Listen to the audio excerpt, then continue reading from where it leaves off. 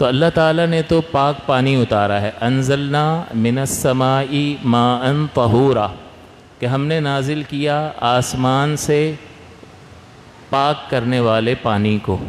آسمان سے جو اترا ہے اس کی خوبی کیا ہے؟ سب سے پہلے اس کا نام ہے پانی، دوسرا رقت ہے اس کی صفت، وہ پتلا ہے، تیسرا ہے سیلان، اس میں بہنے کی صلاحیت ہے، چوتھا ہے اس میں کوئی نجاست نہیں ملی، یعنی نجاست حکمیہ نہیں ملی ہے۔ اگر نجاست حکمیہ مل جائے تو وہ پانی مستعمل کہلاتا ہے، اور دوسرا کوئی نجاست حقیقی بھی نہیں ملی۔ تو یہ جو پانی ہے یہ طاہر ہے، پاک ہے، مطہر ہے، پاک کرنے والا ہے، غیر مکروہ ہے۔ یہ ہم نے پانیوں کی 5 جب قسمیں سمجھی تھیں اس میں اس کا بیان گزر چکا ہے۔ اب کسی نے پانی میں دودھ ملا دیا، اب دودھ اتنا ملا دیا کہ وہ سارا سفید سفید ہو گیا، تو اب آپ اس کو پانی پکارو گے؟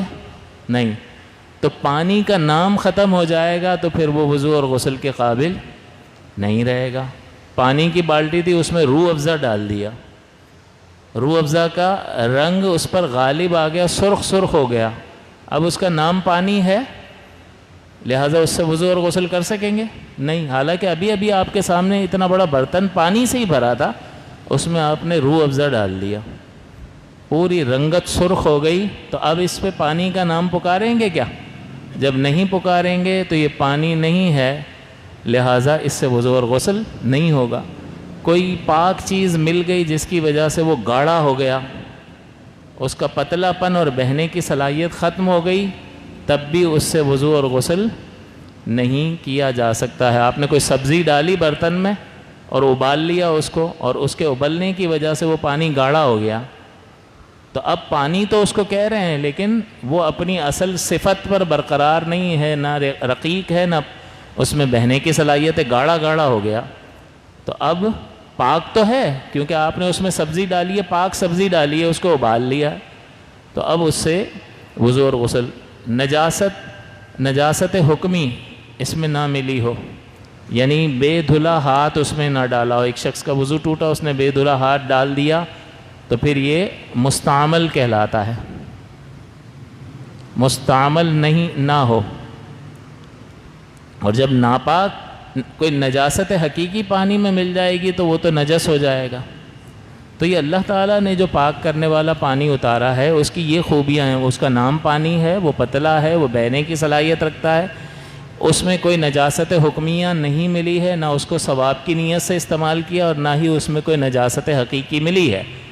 یہ وہ پانی ہے جو اللہ تعالیٰ نے آسمان سے نازل فرمایا جس سے وضو اور غسل کیا جا سکتا ہے۔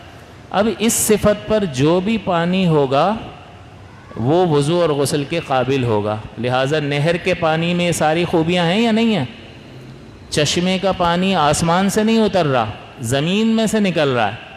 اللہ نے تو فرمایا انزلنا من السماء ماء طہورا، ہم نے آسمان سے پاک کرنے والا پانی اتارا ہے، تو اس سے تو یہ معلوم ہوتا ہے کہ بس بارش کا پانی ہے اس سے وضو اور غسل ہو سکتا ہے، باقی سے نہیں ہو سکتا۔ لیکن ایسا نہیں ہے، اس پانی کو دیکھیں گے کہ اس میں کیا کیا خوبیاں ہیں، یہ خوبیاں جس پانی میں بھی پائی جائیں گی وہ پانی وضو اور غسل کے قابل ہوگا۔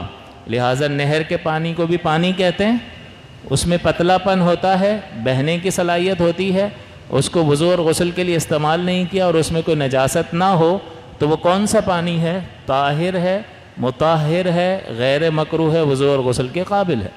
اسی طرح سمندر کا پانی جو آسمان سے نہیں اترا نا، وہ تو کھارا پانی، تو وہ تو بارش کا تو نہیں ہے، تو آپ اس سے وضو کر سکتے ہیں یا نہیں؟ حدیث میں بھی بیان ہوا، لیکن اگر آپ اس کو اس آسمان والے پانی کی صفات پر دیکھیں تو اس کا نام پانی ہے، سمندر کے پانی کو بھی پانی کہتے ہیں، وہ پتلا بھی ہے، بہنے کی صلاحیت بھی رکھتا ہے، اور وہ مستعمل تو ہوتا ہی نہیں ہے، اور اس میں کوئی نجاست بھی نہیں ملی ہوئی، لہٰذا طاہر ہے، پاک ہے، مطہر ہے، اور پاک کرنے والا ہے اور غیر مکروہ ہے۔ تو یہ اب نہر کا پانی، چشمے کا پانی، سمندر کا پانی، اولے سے پگھلا ہوا پانی، برف سے پگھلا ہوا پانی، چشمے کا پانی، یہ سارے کے سارے پانی وضو اور غسل کے قابل ہیں، ان سے وضو اور غسل کیا جا سکتا ہے۔